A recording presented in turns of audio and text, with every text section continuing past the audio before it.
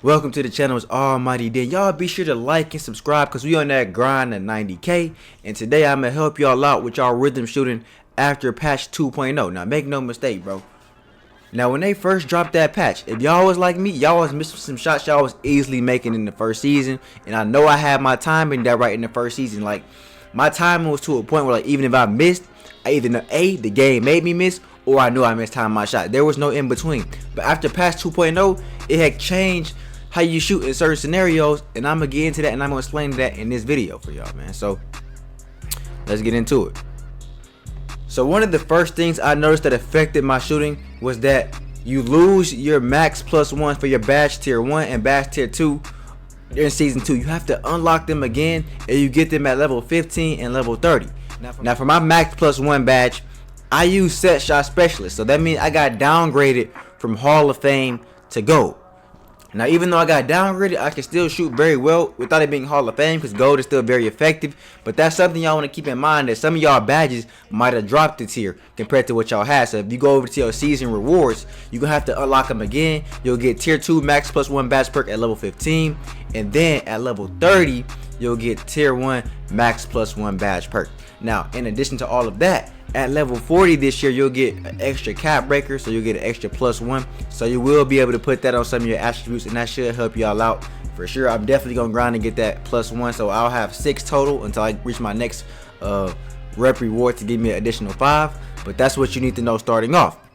Now one of the most important changes that I had noticed while playing in the rec and playing in the park was that now off the catch and shoot, the shot is faster. So when you're using rhythm shooting off a catch and shoot, you have to flick down and then up on the stick a lot quicker. It's almost like immediate, especially for me because I have my release speed maxed out on my jump shot.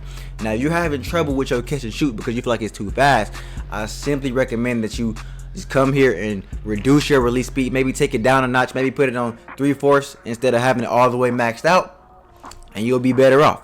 Now of course for my jump shot, I use push. I go about halfway past push. This is my same jump shot from season 1, so it's still reliable for me. Once I understood that my shot off the dribble and my shot off the catch and shoot was different, then I was like, okay, now I'm more consistent with making my shots, and now I'm good to go. And now I can show y'all some gameplay explaining to y'all as well, so y'all can see for y'allself. So now it's more important than ever to watch your hands, watch your release, and it does depend on what kind of jump shots you have. But here's a good example of a catch and shoot I spot up, and now I have to flick down and up on the stick a lot quicker than I did in season 1. Season 1 you had like a little bit of a, like almost a second to kind of, not like I say a whole second, but you had a little bit of time to flick down and up. But now it's almost instant, especially since I play at max release speed. Now off the dribble, it feels the same. It's very smooth.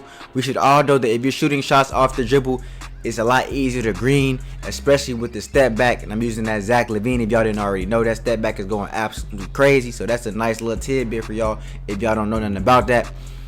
Now one of the biggest pieces of advice I can give y'all for catch and shoot shots is stay ready.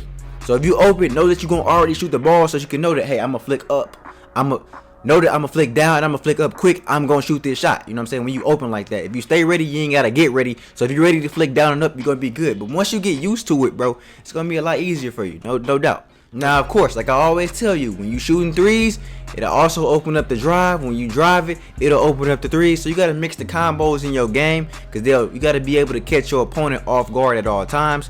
Especially if you're using that step back like I showed y'all, it's gonna keep them on their toes.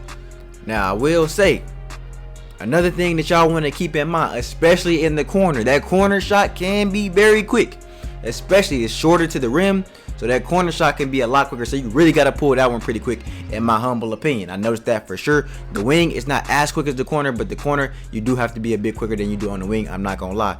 Pull-up shots I feel like are pretty much the same. I don't have a problem shooting dribble pull-ups or shots off the dribble. I size my opponent up. They think I might draw if you go in too deep, step back. Those are green. Those are not a problem. It's almost as if like the shot off the dribble, you have more time to time it than the catch and shoot. I don't know why that would be, because I would assume if you're using set shot specialist, you know, the catch and shoot, the green machine, all those badges to be built in. But that's how it is after the patch. Do I agree with it? Maybe not necessarily, but hey, that probably is because your jump shot, I feel like now your release speed plays a bigger factor, because I have mine maxed out and it didn't feel all that fast. It didn't feel that crazy fast, but this season it does feel a lot quicker. So I'm just gonna assume that during the patch, that plays a bigger factor into you making your jump shots, especially off the catch and shoots. This is a big factor now, so that's just something y'all want to keep in mind. So most importantly, man, be sure that you have a good jump shot that you like. If it's too fast for you off the catch and shoot, reduce your release speed. If you need a better visual cue, I definitely recommend putting it past push. It'll give you more time to time your jump shot, even though you have a faster jump shot. It's like almost the best of both worlds. It's perfect for me, and you'll be better off. It's as simple as that. That's my biggest takeaway with rhythm shooting after patch 2.0. I thought I was inconsistent, and I was at the time because I hadn't adapted, I hadn't adjusted. But now that I've made those adjustments, I am shooting better. I am making the majority of my shots. If I miss it, it's my mistake.